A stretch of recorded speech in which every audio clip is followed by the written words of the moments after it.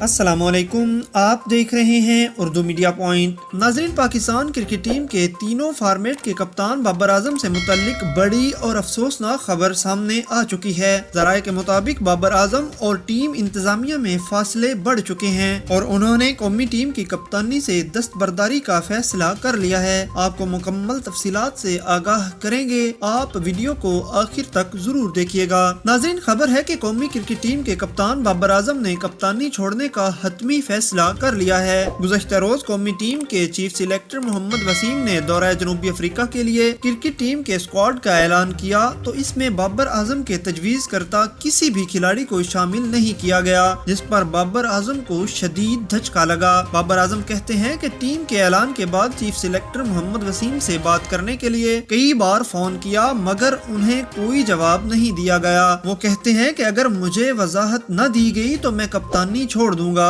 ذرائع کے مطابق بابر اعظم آل راؤنڈر اماد وسیم اور تیز گیند باز محمد عامر کو قومی کرکٹ ٹیم کا حصہ بنانا چاہتے تھے۔